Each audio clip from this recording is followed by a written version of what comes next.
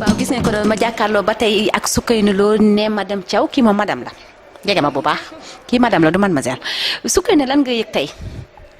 waaw contentement bu rëy laa yëg tey macha allah parce que heure bi daal ñu ngi toogoon di suivre suñu morom ñu leen jox seen trophée mais tey yàlla def na ñu toog ñun tam ñu jox suñu trophée que naan dañ ciy kontaan bu baax a baax. seen njiit ñetti moo rek laa bëgg nga wax leen ko da nga leen di ñaanal wala da nga leen di xarab wala loo leen di def ak ñi nga xam ne yéen moom ngeen seqal liggéey gi lan ngeen leen di wax. macha allah ñoom mention spéciale kenn du leen xarab dañ leen di ñaanal bu baax a baax li ñu bëgg ñoo ko xam yal na leen ko yàlla defal te mu doon lu doon seen njéglaay surtout suñu gérant principal yi parce que ñoom ñoo ñu tete bu baax a baax parce que tey bu demee gérant secondaire yi toog assistante yi toog fi aussi yàlla ak ñoom ñoo tax parce que dañuy jox conseil boo xam ne source de motivation la chaque jour bu ñu leen gisee rek macha allah du ñu jox loo xam ne daf ñuy démotiver déedéet mais daf ñuy yokk motivation loo xam ne buñ ci suivre rek dañ ci dem ci kaw ci kanam rek ci lu baax. ñi nga seqal liggéey bi lan ngeen leen di dégg.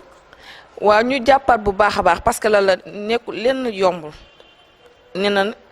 réussir ndaw du nag loo xam ne day yomb il faut mu metti bu baax a baax dina am ay obstacle lu ne di nga ko dégg négatif yaa ngi ci kër ga ñu ngi ci terrain bi mais toujours rek na nga gëm sa bopp à 100% comme li ñu développé fii rek na nga fixer sa objectif bopp parce que ku nekk yow yaay xool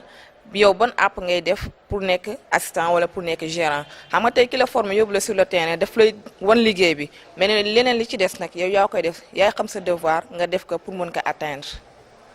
waaw dégg nga ko noonu fu Soukeyna daanelee donc góorgóorlu moo ci tax a génn obstacle yi nga xam ne ngi suñu kanam dañ koy jéem a jël oto daraan rek jaar ci kawam pour mën a dem Soukeyna ñu ngi lay jaajëfal jërëjëf partenariat DDM avec Senucom TV jaajëf jërëjëf. remercié wu ma sama jëkkër bu baax a baax. waaw macha allah. non taxawal parce que yow daaw sa jëkkër a fi taxawoon di wax a wax non tey lan nga koy wax. waaw parce que loolu la daf ma bàyyi ma ñëw liggéey xam nga man marié la macha allah am na ñoo xam ne célibataire lan marié ñu yaakaar mënuñoo génn ci liggéey bi ankay dañuy gëm seen bopp parce que loolu la yaay woon sa jëkkër lu tax mu mun la bàyyi nga jógee de région en région pour mën a liggéey si xam man maa ngi jógee Saint-Louis ñëw Dakar di liggéey mais fula ak fayda mu fekk ci man moo tax mu bàyyi ma ñëw tey di liggéey tey société boo si duggee wane fula ak fayda rek da ngay atteindre sa objectif. damay leeral bu baax parce que jëkkër ji wax na lii daaw donc jërëjëf yàlla bu cat dugg ci seen biir.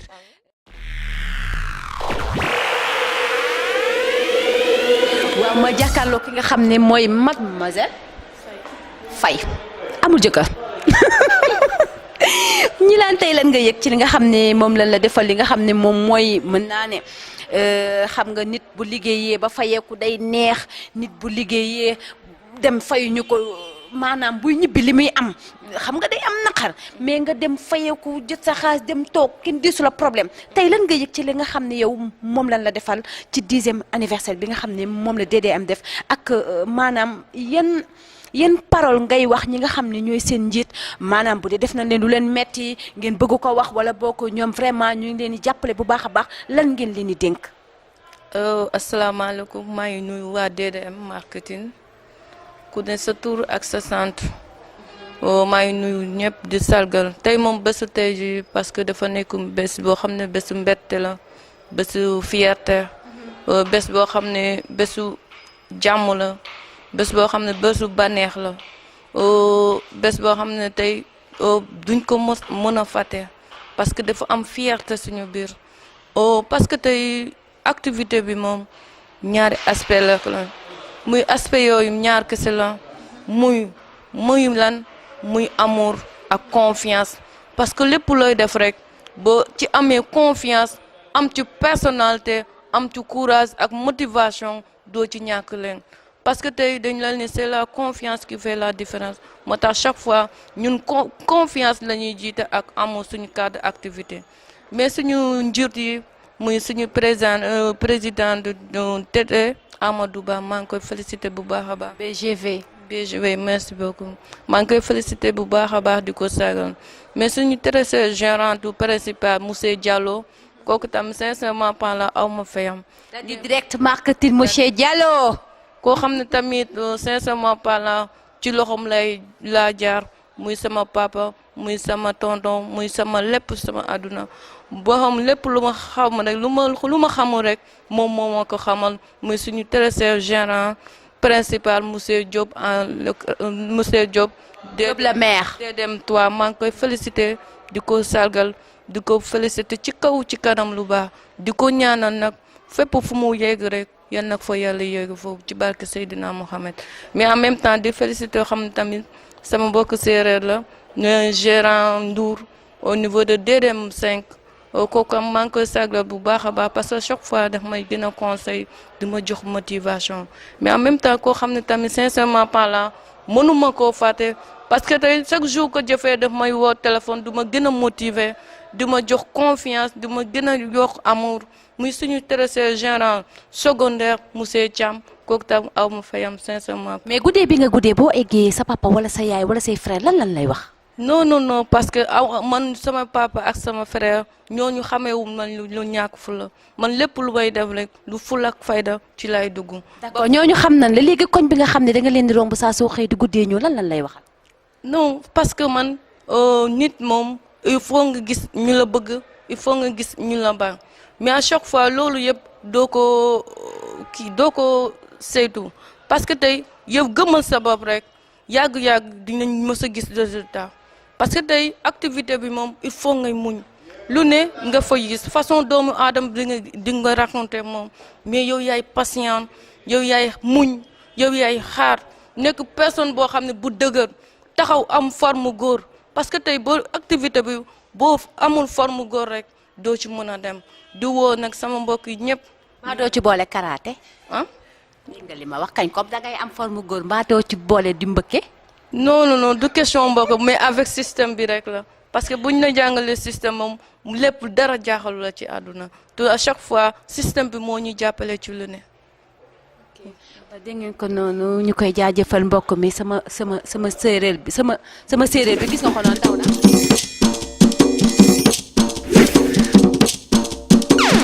waaw kenn gis nga ko noonu ma taxaw ak ki nga xam ne mooy El Hadj Bouba Diouf El Hadj fan nga nekk. maa ngi nekk groupe DDM plus particulièrement DDM 5 authentique se trouvant à Fass Mbao. mais tey li nga xam ne mooy seen 10e anniversaire bi lan ngeen ci yëg. yëg nañ ci lu rëy parce que am na loo xamante ne vraiment jàngal nañ ko bu baax a baax parce que dañu commencé si suuf di yegg ba egg si fii c'est notre 10e anniversaire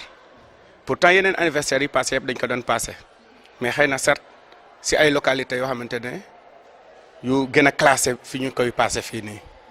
parce que ñu ngi koy passé si ay foyer ñu ngi koy passé si ay yeneen structure ñu ngi koy passé sax si ay esplanade kon suñu demee tey ba mën a décrocher salle bu day ni Sorano vraiment c'est un succès sentir nañ ci lu rëy sentir nañ ci évolution sentir nañ ci aussi confiance. mais sargal gi la sargal lan nga ci yëg. c'est un plaisir pour moi c'est un plaisir aussi pour le groupe DDM parce que le tax c'est un plaisir pour moi mooy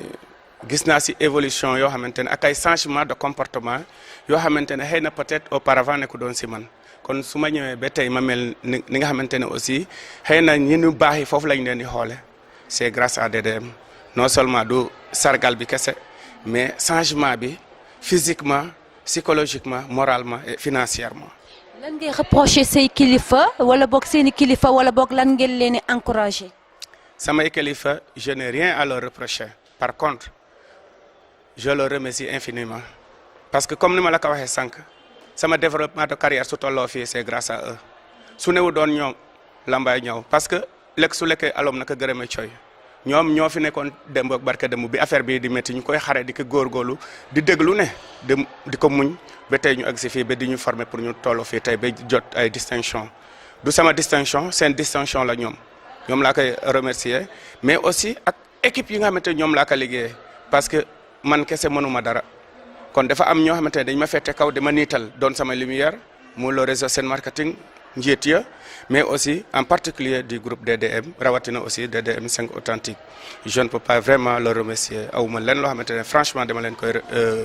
critiquer mais dama leen di encourager di leen di remercier mais infiniment pour vraiment seen Pastef ak seen gëm-gëm aussi macha allah. lan mooy say objectif. samay objectif bi nga xamante ne aussi moom laay viser mooy atteindre au sommet fépp foo xamante ne ñi may niital ñu ngi tollu foofu si possible ma devancer leen parce que il y a pas de limite avec notre système il y a pas de limite hein foo yem rek dañuy naan yow yaa fa yemloo sa bopp mais il faut beaucoup de confiance beaucoup de courage mais aussi beaucoup de patience rien n'est facile dans la vie. may ñaax jeunes yi aussi may ñaax jeunes yi surtout bëgg nañu liggéey mais nañu nangu liggéey jeunesse sénégalaise bëgg nañu liggéey mais nanguwuñu liggéey franchement maa ngi leen di encourager di leen ñaax aussi ñu jéem a comprendre suñu liggéey. parce que am na ñu bëri ñuy bañ suñu liggéey bi mais bañuñu ko pour bañ ko mais dañ ko bañ pour ñàkk a comprendre nañu essayer jege ñi nga xamante ne ñoo ko xam ñu waxtaan ci ak ñoom xamal leen ko ñoom ñu essayer ko jëfe bëgg ko aussi macha allah. dégg ngeen ko noonu rien n'est facile surtout si tu veux y aller de l'avant donc mbokk mi. waaw gis ngeen ko noonu ba tey ñu ngi ci njeexitalu li nga xam ne mooy anniversaire 10e anniversaire bu DDM nee naa leen ba tey Senewoom TV partenariat avec li nga xam ne mooy Dadi Direct Marketing ñu di leen ndokkeel ci bés bi waaye dama lay laaj lan moo waral bés bi tey. macha allah comme yaakaar naa assisté nga yaakaar naa puis dégg nga message bi yëpp quoi. à travers waaye ñi nga xam ne ñu ngi lay seetaan assisté wu ñu dégguñu léegi dama bëgg yow nga leeral leen. effectivement macha allah lii mooy anniversaire de Dadi Direct Marketing macha allah mooy ñu doon fêter sunu 10e anniversaire nag macha allah kon 72 heures ndax on avait l'habitude de le faire en une seule journée mais cette fois-ci c'est 70 heures 72 heures. La première instance, on a commencé par un don de sang, qui est un geste noble. Samedi, dimanche. Oui. Donc on est dimanche, nous sommes njeexitalu bés bi. ci njeexantal bis bi tey la ñu ne mooy journée cérémonie bi parce que ginnaaw bu ñu defee conférence avec un très cher professeur comme ça qui a développé un sujet intense vraiment il lance aussi un appel. Parce que ku amoon ponctualité ci loolu war na xam ne si c'est un sujet vraiment dense. mais trophée bi nga yore trophée lan la. ay trophée bi c'est un discernement. maanaam lan nga liggéey ba mérito ko. Effectivement parce que on a l'habitude de chaque fin de l'année il y aura des distinctions quand même mais. Comme étant assistant, on nous a livré cette distinction-là. Machallah, loolu day firndeel ne rek am na jéego donte nous sommes en mi-chemin am na jéego bu ñu def ba nii bañ ñuy sargale ci lii machallah kon d'abord étant en première étape dit au niveau du distributeur. am na critères à remplir pour aller à l'étape 2 appelé leader am na tamit critères yi nga war remplir pour aller à l'étape 3. yow fan nga toll fu mu nekk. maa ngi étape 3 je suis assistant cause pour laquelle ñu jox ma distinction bi macha allah maa ngi ci niveau 3 je suis assistant gérant au niveau de la DDM 2 au niveau de Rufisque cité. lan ngay wax xale yi ci biti te amuñu liggéey. macha allah loolu yaakaar naa ku jot jaar fii ma lancé na leen appel ndax dépassé nañu fi nga xam ne war nañu croiser les bras du xaar gouvernement ndax gouvernement aucun pays dans le monde ne peut satisfaire sa population. mais am na ñu toog te xamuñu fu ñuy jaar pour dugg ci li nga xam ne mooy li ngay liggéey fan la ñuy jaar ba dugg ci. Pourtant chaque jour des fois on lance des annonces à la télé ou à la radio des fois même on croit. am nga occasion bi def ko benn yoon. macha allah comme képp ku ñëw au niveau de DDM macha allah nous ne demandons pas un niveau d'études nous ne demandons pas des diplômes nous ne demandons que une bonne attitude il faut nit ki xam mais. Beaucoup de gens viennent nag fait soi-disant dañu bëgg liggéey waaye ñemewuñu coono waaye mais di kii bi jaar na fii léegi ku joxe exposé bi wax na Sénégalais ay wax lañu mun waaye il ne passe pas à l'action macha allah dépasse nañu fu ñu war basé woo ci gouvernement il faut que nit ki gëm boppam. Actuellement c'est le monde du développement personnel nit ki war na gëm boppam mu bañ a xaar ci kenn au DDM ku ñëw rek macha allah mun nga am activité. waaw dégg nga ko noonu sama doom baay fu mu daanalee muy gëm sa bokk kon gëm sa bopp rek am solo yàlla na ñu gëm suñu bopp ñu jël ki ci des. jërëjëf merci.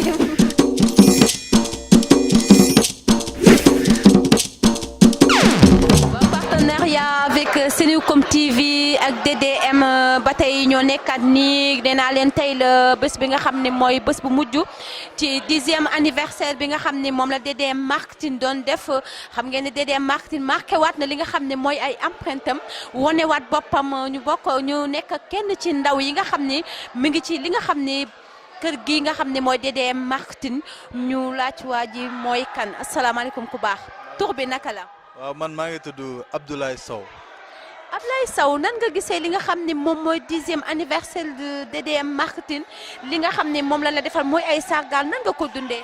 waaw xanaa kontaan rek parce que tey moom maanaam bés bi sax dafa am sànq benn suñu supérieur yi ku ñëw ne bés bi moom seen bés la quoi mais dëgg la parce que tey jii ne amaan ñun lañ doon maanaam kii quoi maanaam sargal quoi comme ni nga ko waxee. sargal bi chance la wala li nga xam ne mérite la nan lañ ko mën a tuddee. mérite la parce que comme ñun suñu activité maanaam doo xëy rek maanaam ñu sargal la comprendre du yombul maanaam da ngay jaar ci ay phase comprendre nga dañ lay laaj un travail bien défini boo xamante ne da nga ko war a def comprendre nga rek boo ko defee nag ci lañ lay maanaam sargal n'est-ce pas mais doo xëy rek maanaam. ñu kii la quoi ñu comment dirais-je ñu jox la trophée est-ce que yaa ngi comprendre moo tax pour tout simplement lancer message wax askan bi xamal leen que ni suñu société bi maanaam dafa nekk comme ni nga koy waxee une société qui donne de l'opportunité comprendre nga parce que nit ku ne maanaam yow entreprise nga maanaam sa avenir comprendre nga il est hypothéqué ma entamé maanaam yow d'une façon. yaay xam nan ngay. fais tes devoirs avant de réclamer tes droits. jeex na comprendre nga maanaam au lieu que yow ngay réclamer say droits mais il faut savoir maanaam ngay def say droits comprendre li la war comprendre nga ñun nag peut-être si base yooyu lañ ñu former parce que ngay gisee étudiant la woon quoi comprendre nga dama abandonné les études mais bi ma fi ñëwee ils m'ont montré un système qu'on appelle le 5834 boo xamante ne quand on l'utilise ak ku mënti doon tu vas réussir n'est-ce pas ñun nag ci système boobu la ñuy yar. tënkuñu si ba tey jii yàlla may ñu li ñu am comprendre nga peut-être loolu moo nekkoon peut-être objet journée bi tey n'est-ce pas bon xam naa comme c'est une télévision maanaam comment dirais-je en ligne n'est-ce pas ce serait tellement peut-être une fierté de pouvoir m'exprimer devant tout le monde parce que je sais que le message peut-être on va lancer le message bon partout parce que boo gisee sax ñu choisir tey milieu bi muy Sorano pour tout simplement adduna bi yëpp mën ko maanaam gis n'est-ce pas parce que pour wane ne kat société bi maanaam c'est une société boo xamante ne société buy lutter contre le chômage n'est-ce pas parce que c'est pas mal de jeunes yoo xamante jaar nañ fi tekki nañ fi comprendre nga te ku fi mënti jaar aussi boo ñëwee tegu si yoon bi la maanaam tegal da ngay réussir comme lancer un message à tous les jeunes foo mënti nekk si adduna bi parce que gis nañ fi ay ñoo xam ay étrangers la ñëw nañ formé nañ leen tey jii ils sont devenus des cadres n'est-ce pas ku mënti doon muy sénégalais muy ku mënti doon boo ñëwee dans la société on va te donner une opportunité n'est-ce pas tu vas réussir s'il plaît. Il a lancé le message.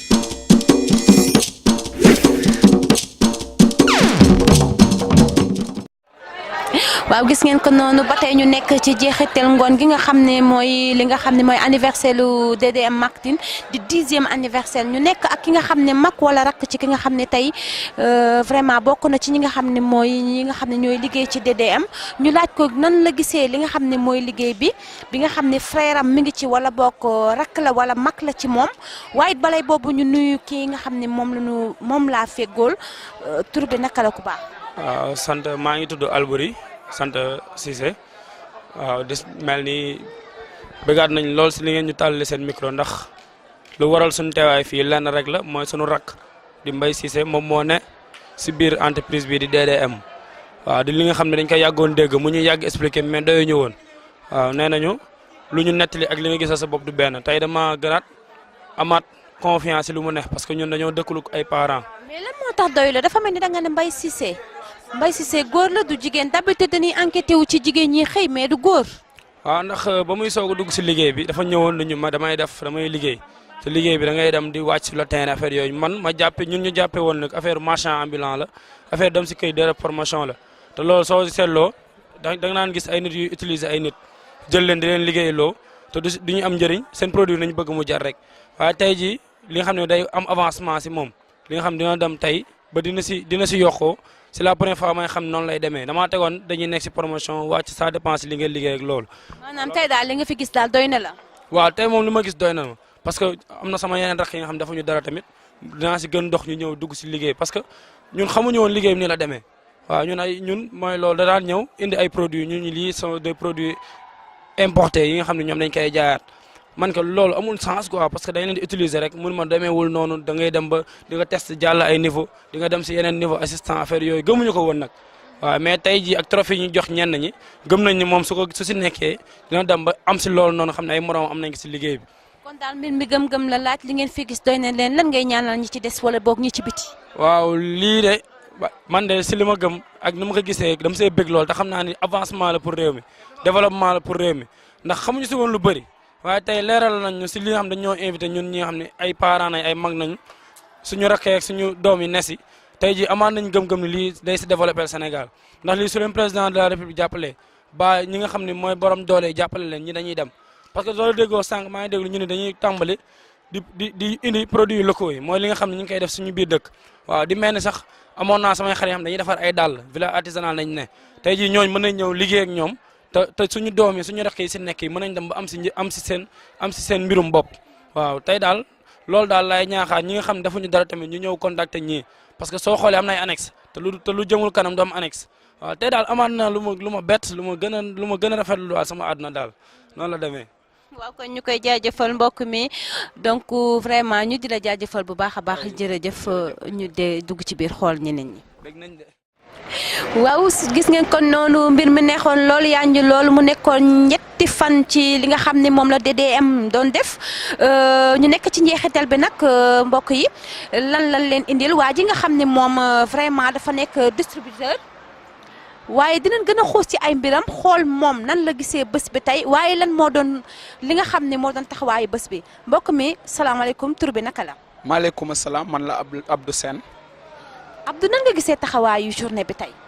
Journée bi vraiment je sais bel et bien qu'il est il est exceptionnel du tout.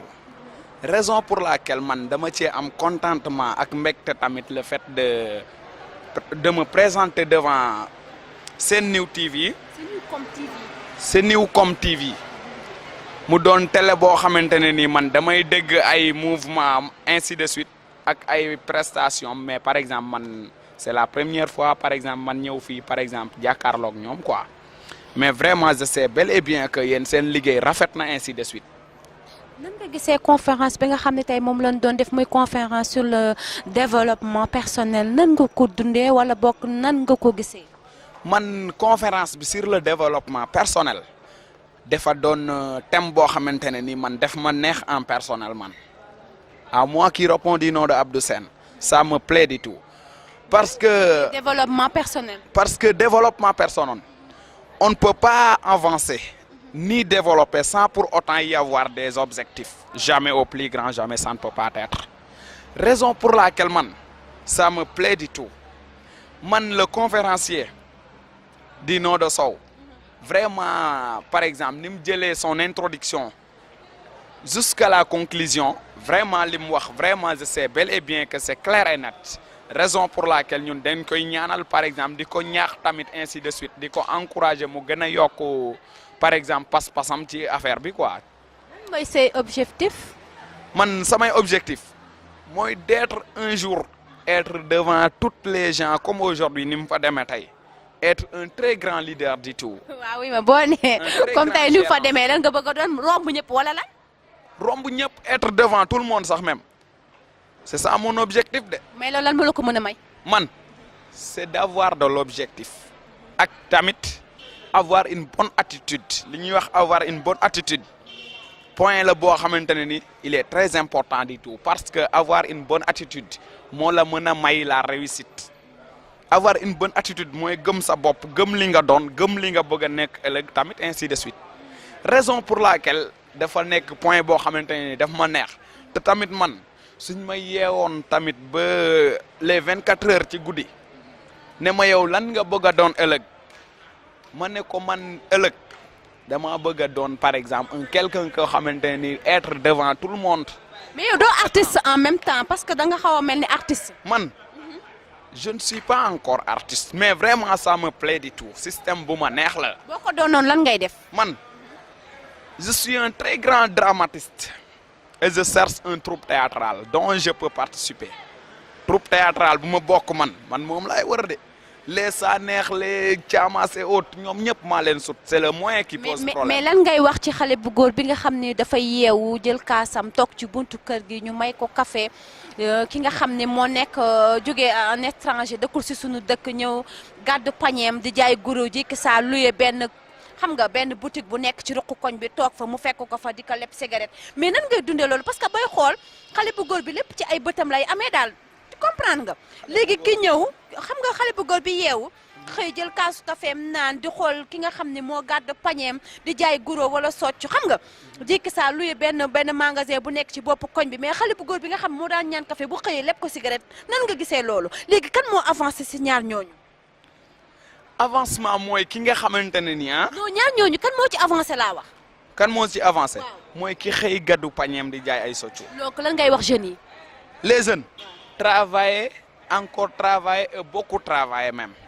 c'est le travail qui paye. léegi nag ñàkk a njàng dañu ne ñàkk a jàng mooy waral liggéey amul léegi ki nga xam ne jàngul mu ne man mënuma liggéey kooku lan nga koy digal. jamais au plus grand jamais. soo jàngee soo jàngut soo defut rien du tout ah tu peux travailler. les travaux laaju ñu ne tu vas être un élève de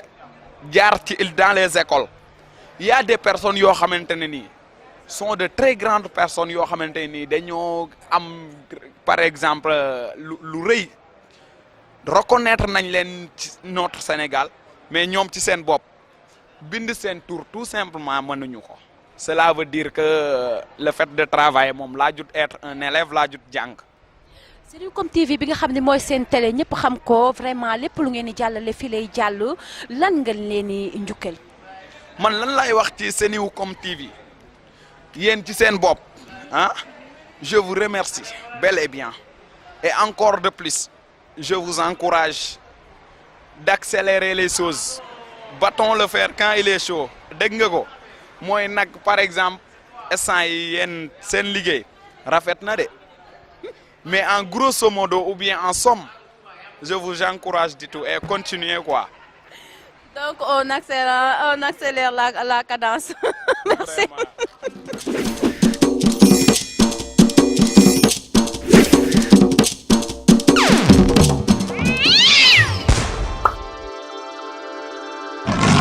Vraiment.